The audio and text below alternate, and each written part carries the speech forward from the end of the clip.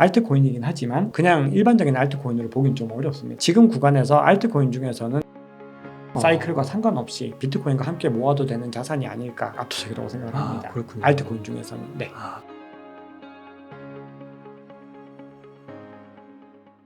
그러면요, 소장님, 현재 이 알트코인을 비트코인이 아닌 게 알트코인이잖아요. 네. 알트코인을 투자해도 좋은 시기라고 보시나요?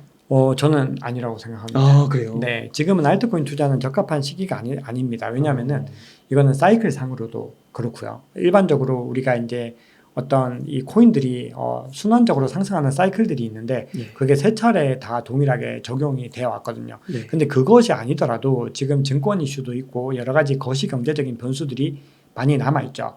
그러면은 비트코인보다 알트코인은 훨씬 더 많이 흔들릴 거거든요. 그렇기 때문에 지금은 비트코인을 모아 나가는 게 가장 효율적인 투자입니다. 지금 사가지고 갑자기 또 알트코인 20-30% 마이너스가 되거나 이런 상황들이 만약에 발생을 한다면 굳이 지금 모을 이유가 없잖아요. 그쵸. 타이밍상으로 굳이 지금 안 해도 되는 건 안 하는 게 좋죠. 그래서 그냥 비트코인을 계속해서 모아 나가면서 이 비트코인 가격과 이 비트코인 도미넌스가 충분히 더 상승하면은 결국 알트코인에게도 또 기회가 오거든요. 왜냐하면 돈들이 이제 비트코인에게는 더 갈 돈이 없어. 너무 많이 갔다 생각되면 이게 낙수 효과처럼 흘러내리는 그 구간들이 올 거기 때문에 그때를 잘 포착을 해야 되고요. 자, 그런데 대신에 이거는 있는 것 같아요. 이더리움은 알트코인이긴 하지만 그냥 일반적인 알트코인으로 보긴 좀 어렵습니다. 사실 이제는. 그래서 지금 구간에서 알트코인 중에서는 이더리움은 사실은 뭐 그런 어떤 사이클과 상관없이 비트코인과 함께 모아도 되는 자산이 아닐까. 저는 뭐 개인적으로는 그렇게 생각을 합니다. 알트 중에서도 좀 이더리움의 지위는 압도적인 건가요? 이제 어떤 특정 다른 코인을 지지하는 분들은 그렇지 않다고 주장하시는 분들도 있는데 저는 이더리움이 압도적이라고 생각을 합니다. 그렇군요. 알트코인 중에서는. 네. 그래서 그런 차원에서는 그러면은 만약에 비트코인하고 이더리움하고 비트코인에 조금 더 비중을 많이 싣고 이더리움도 이렇게 모아가면서 언제 좀 알트코인을 사야 돼요? 이제 알트코인을 사는 시기는 우리가 2024년 반감기가 지나간 이후부터는 이제 이게 과거 사이클이 들어맞는다라는 전제에서는 이제 그때부터 이제 몇 가지 조건들을 뒤에서 또 말씀을 드릴게요. 근데 그렇게 해서 가격이 상승을 하면은 비트코인 도미넌스가 사실은 뭐 과거에는 70%까지 올라갔었어요. 근데 지금은 그렇게는 좀 힘듭니다. 왜냐하면 스테이블 코인이 그때보다 훨씬 더 많이 점유율이 높아졌거든요. 근데 굉장히 유의미한 도미넌스까지 높아지고 나면은 비트코인 도미넌스가 추락하기 시작해요. 그건 알트코인들이 그때부터 움직이기 시작을 했다는 거거든요. 그때가 알트코인이 이제 투자를 해야 되는 시기인 거죠. 그래서 일단 반감기까지는 가야 되나요? 그렇죠. 반감기까지는 일단은 비트코인을 모아가는 게 더 효율적인 투자라고 생각을 합니다. 근데 뭐 본인이 이제 그럼에도 불구하고 어떤 사이클들의 활용을 다르게 할 수 있다면은 뭐 미리 더 알트코인들이 어느 정도 시점에서는 모아 나가도 되지만 그게 어느 투자가 더 효율적인지는 뭐 시간이 지나면 또 증명 본인이 스스로 깨닫는 순간들이 오겠죠. 그래서 제 개인적으로는 지금은 어쨌든 비트코인을 모아 나가야 된다 이렇게 생각을 합니다. 주식에서도 대장주가 먼저 가고 그렇죠. 네. 따라가는 것처럼 이걸 순환 펌핑이라고도 하고 어쨌든 뭐 순환매처럼 계속해서 그렇게 가는 그런 그림이라고 생각을 합니다. 그러니까 알트가 되게 많잖아요. 그러니까 그 중에 뭐 몇 개는 진짜 막 날아갈 수도 있겠지만 대체적으로는 그렇지 않은 경우가 많고 또 그 날아갈 거를 내가 선택할 수 있는 가능성도 없다고 봐야죠. 없다고 봐야 왜냐하면 그거는 어떤 개연성이 없어요. 그거는 그냥 세력들이 그냥 그걸 터뜨려 주는 겁니다. 왜냐하면 계속해서 그렇게 해서 개미들을 유혹하고 또 덤핑하고 그래서 그걸 이제 펌프 앤 덤프라고 하거든요. 그거는 앞으로도 계속 될 거고 불장에서는 훨씬 더 심해지겠죠. 그런 사람들이 엄청난 포모 이걸 내가 저렇게 올라가는 걸 내가 먹지 못하다니 막 이런 것들이 있거든요. 그렇게 되면은 거기에서 많은 돈들을 이제 잃게 됩니다. 맞아요. 거기에 급하게 올라타게 되면은. 그렇군요. 네. 그러면은 알트코인에 대해서 조금만 더 여쭤보면 최근에 그 오픈 AI의 대표 챗 GPT의 아버지라 불리는 샘 알트먼이 월드코인이라는 거를 또 만들었더라고요. 핫한 코인. 그래서 이게 그래도 뭐 상장하자마자 몇천 배 올라갔다고 하는 거, 천몇 배. 뭐 거의 그 정도 올라갔다 하더라고요. 1000배 이상. 그럼 이것도 지금 투자하면 안 돼요? 기본적으로 이제 그렇게 생각을 합니다. 일단 저는 투자를 절대 안 할 건데. 근데 이게 사람들마다 이제 투자에 대한 관점은 차이가 있는 거니까요. 저는 이 비트코인 투자, 이 가상자산 투자는 뭐 공격적일 땐 공격적이어야 하지만 보수적일 때는 또 되게 보수적이어야 한다고 생각을 하거든요. 그게 돈을 일단 잃지 않는 가장 중요한 방법이다라고 생각을 하는데 제 박작가의 크립토 연구소 채널에 오시면은 월드코인에 대해서 좀 자세하게 영상을 하나 찍어서 올려뒀습니다. 그래서 그걸 한번 확인해 주시면 되는데 이 월드코인은 취지는 좀 명확하죠. AI 시대가 도래했을 때 발생하게 될 문제점을 해결하는 코인이거든요. 그래서 그 문제점이 첫 번째는 AI가 사람 흉내를 낼 수 있으니 거기에 대해서 신원을 인증하자. 그게 첫 번째고, 그걸 하기 위해서 뭘 하냐면 이 홍채 인식, 이 오브라는 이 구체를 이용해서 홍채를 인식하는 게 첫 번째거든요. 그리고 두 번째는 AI가 창궐하게 되면 많은 사람들이 일자리를 잃을 수 있으니 그냥 기본 재난 보조금처럼 이제 기본적으로 소득을 제공을 해주자, 기본 소득을 주자, 뭐 이런 두 가지의 취지가 있는 거거든요. 근데 뭐 두 가지 다 굉장히 좀 이슈가 많이 될 만한 얘기죠. 둘 다 좀 파격적인 얘기인데 지금 현재 좀 더 이제 많이 비판을 받고 있는 건 이 오브라는 기계거든요. 근데 이 오브라는 기계가 홍채를 인식했을 때 이 정보를 어디까지 빼갈 수 있을까요? 굉장히 우리가 알 수 없죠. 네. 만약에 여기에 백도어를 두고 이걸 갖다 다르게 활용할 수 있는 방법도 있고, 그리고 이걸 홍채 정보를 폐기한다라고 했지만 이걸 저장해 둘 수도 있는 거죠. 어딘가에서. 그래서 뒤로 저장해 둘 수도 있고, 그리고 이제 이걸 가지고 다르게 활용을 할 수 있다는 거죠. 자, 그리고 또 문제가 이 구체에 접근을 하려면 우리나라에도 3곳이 있거든요. 네. 근데 직접 가서 이것도 다 찍어야 되잖아요. 그렇게 되면 또 이제 중앙화에 대한 이슈들이나 여러 가지 또 어떤 이 문제들이 발생을 할 수밖에 없다라는 거거든요. 그래서 지금 일단 이 프로젝트 재단을 갖다 우리가 100% 신뢰할 수 없는 상황이다. 이게 첫 번째 중요한 이슈가 있고요. 두 번째는 토크노믹스에 대한 게 있습니다. 이 토큰, 이 발행하는 월드코인을 어떻게 순환을 시켜서 흐르게 만들 건가에 대한 부분들이 있는데, 요거는 이제 조금 확인을 해봐야 되는데, 오늘 이제 아침에 나온 기사인데 이건 외신에서 전한 기사에 따르면 1%만 유통이 된다는 거예요. 근데 이게 사실인지는 일단 조금 더 확인을 해봐야 됩니다. 근데 제가 알기로도 굉장히 많은 물량을 소수의 사람들이 쥐고 있어요. 그래서 샘 알트만을 비롯해서 지금 초기 투자자인 VC들이 쥐고 있다는 거예요. 이거는 중앙화 이슈도 엄청나고 부를 독점하는 효과도 엄청난 거죠. 그래서 사람들은 의심하는 거죠. 샘 알트만이 굉장히 성공한 벤처 사업가이기도 하잖아요. 그래서 지금 이걸 가지고서 많은 소득을 벌어들이려고 하는 것이 아닌가, 이런 의심들을 하고 있는 거죠. 그렇기 때문에 지금 단기간에 충분히 가격이 더 많이 오를 수 있어요. 왜냐하면 이미 샘 알트만이라는 엄청난 존재가 있고, 그리고 이 세력에 의해서 가격이 엄청 펌핑될 수 있거든요. 그러면 또 개미들이 다 그냥 몰려올 수밖에 없습니다. 근데 그렇다고 해서 이 프로젝트의 가치가 보장이 된 거냐? 그건 아닌 거죠.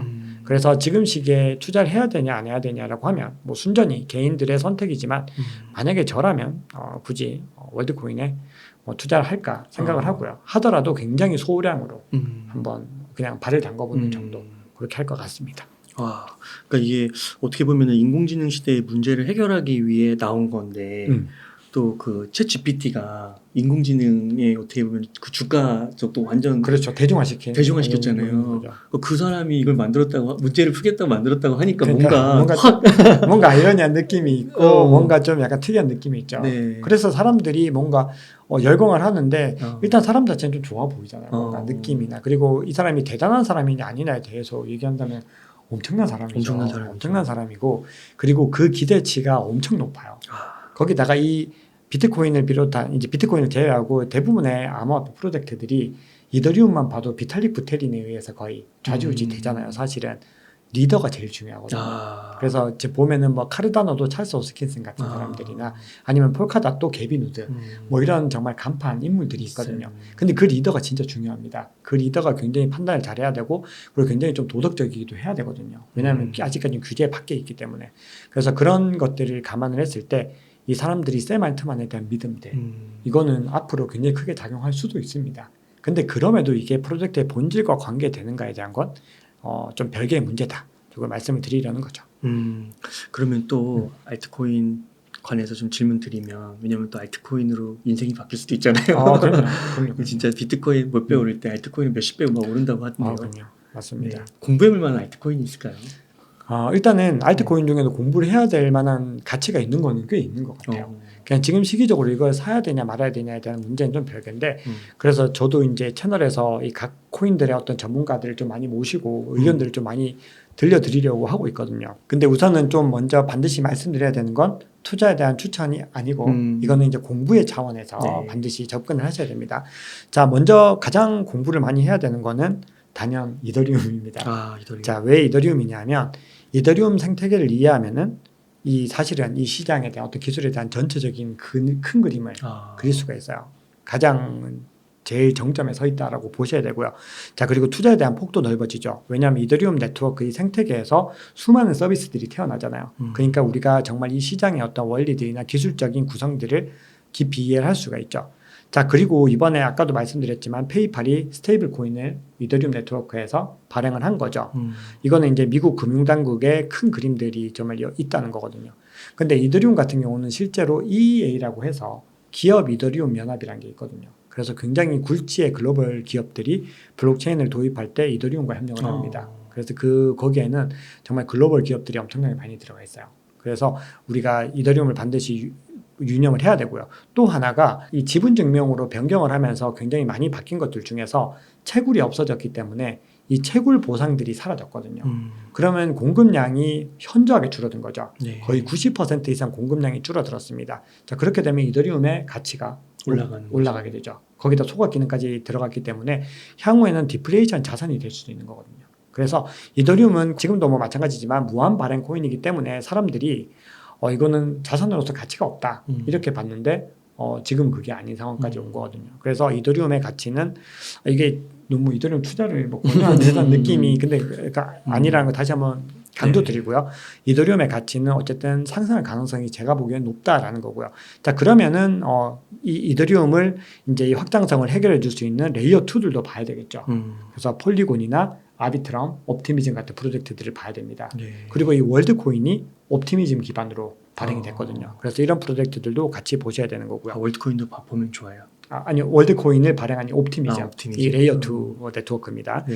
자, 그리고 이제 경쟁 레이어 1 중에서도 이 카르다노 가장 탈중앙화되어 있다는 평가를 받으면서 또 인기가 되게 많은 코인이거든요. 그러니까 저는 개인적으로는 이제 이더리움 다음으로는 카르다노를 조금 눈여겨보는 편인데 어쨌든 한번 공부를 해보시면은 여러 가지로 도움이 되시는 코인입니다. 자, 그리고 솔라나는 제가 과거에 되게 안 좋게 봤잖아요.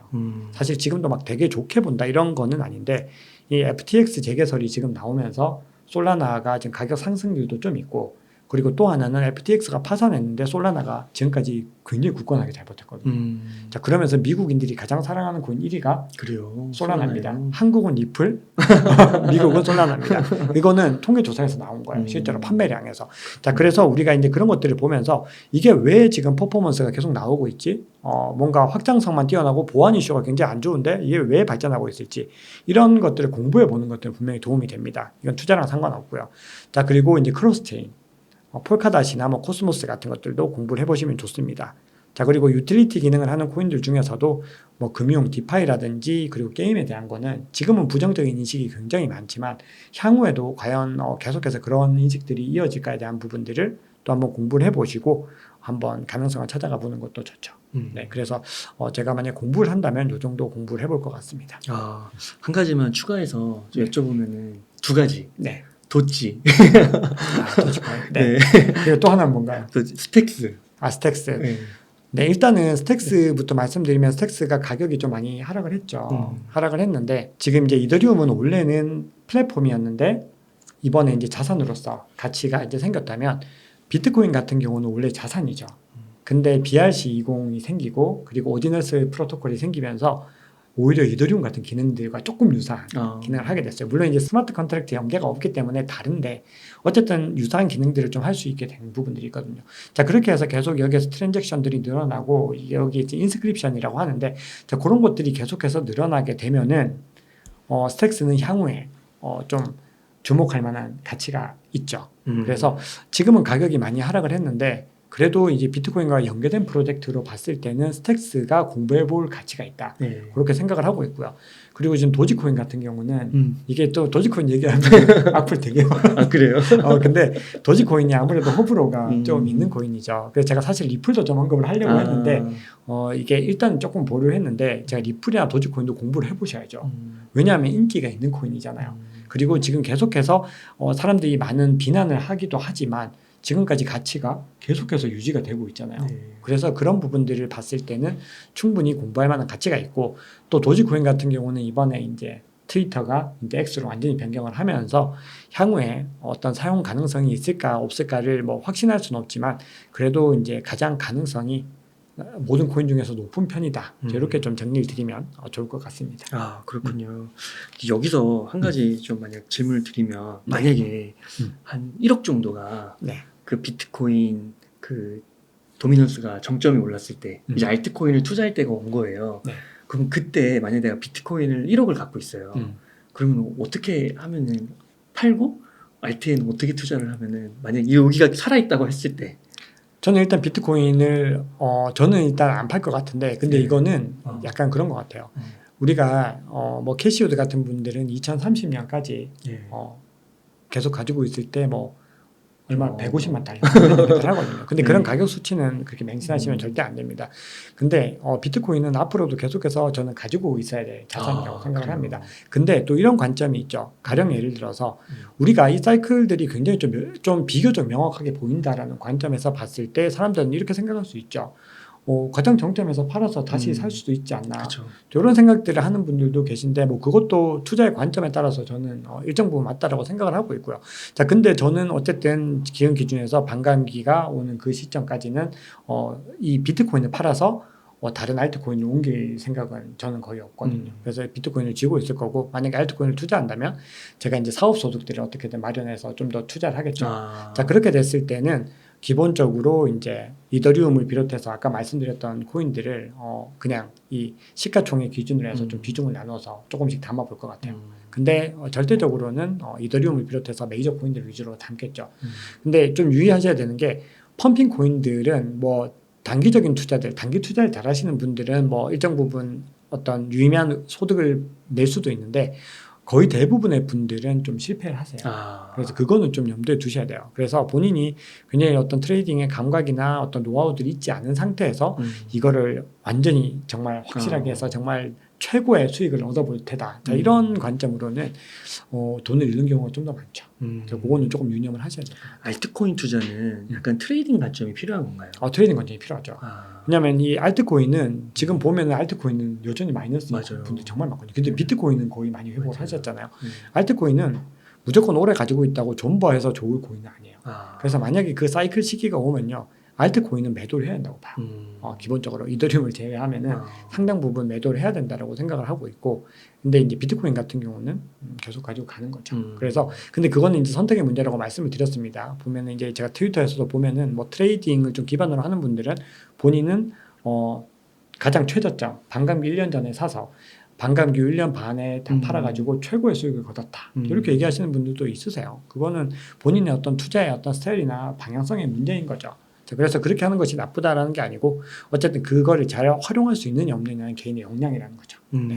그러니까 그런 시나리오를 많이 얘기들 하시더라고요. 저도 이렇게 이것저것 한번 보니까 기사도 보고 이러니까 비트코인이 예를 들면은 뭐 2억 갔을 때 그거를 그때 팔고 알트로 가서 10배를 벌고 그 다음에 비트코인이 그러면 50% 떨어지니까 그때 비트코인을 다시 줍는다. 맞아요. 그게 수익률 측면에서 가장 많은 수익률을 올릴 수 있는 시나리오인 거예요. 그래서 저도 사실 이제 그런 말씀을 드릴까 말까 고민을 하는 건데 저는 그렇게 말씀을 드리기 좀 힘듭니다. 왜냐하면 그렇게 완벽하게 갈아탈 수 있는 사람들이 진짜 소수라는 것들이거든요. 정말 실패 많이 하시고 일정 부분에 대해서 근데 그건 있어요.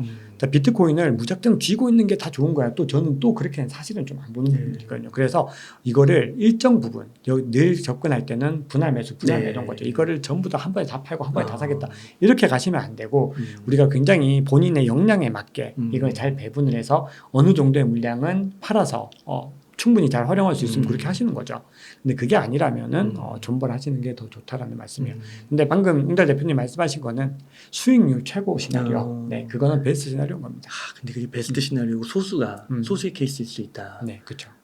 근데 이제 제가 제 시황 영상을 이제 또 계속 꾸준히 보시면은 제가 이제 그런 것들을 좀 타이밍을 정확하게 말씀드린다기보다는 시장의 상황들을 이제 봐야 되는 거거든요. 그래서 이 온체인 지표나 이런 것들을 보시면서 시장이 어느 정도에 와 있는지 제가 같이 좀 말씀을 드릴 거거든요. 그래서 그런 부분들을 하시면 또 도움을 조금은 받으실 수 있지 않을까 생각을 합니다. 그러니까 상대적으로 그런 알트 말고 그 비트나 뭐 이더리움 정도까지는 뭐 떨어지더라도 이거는 계속해서 뭐 한 10년, 20년 우상향할 수 있는 가능성이 높다고 보시는 거예요. 저는 10년 이상은 생각을 하고 있는데 일단 기본적으로 2030년까지는 보고 있습니다. 저도. 근데 그걸 그 이후 시간까지 뭐 제 역량으로 그걸 다 뭐 판단한다. 그렇죠. 그거는 좀 어려운 영역이고요. 다만 이제 제 믿음과 그리고 지금까지 흐름으로 봤을 때 이제 다음 반감기 때 정도까지는 계속해서 보고 있는 거죠. 근데 이것도 뒤에서 말씀드리겠지만 반감기가 지나갈수록 굉장히 어떤 그런 비트코인의 어떤 가격 상승들은 둔화될 수밖에 없는 요소들이 있고 그리고 온체인 데이터를 활용할 수 있는 것들도 계속 떨어지게 돼요. 왜냐하면 이제 온체인 지표도 그 산출하는 원리가 있기 때문에 활용성 자체는 계속해서 좀 줄어들게 되거든요. 그래서 그 부분도 뒤에서 또 말씀을 한번 드려볼게요.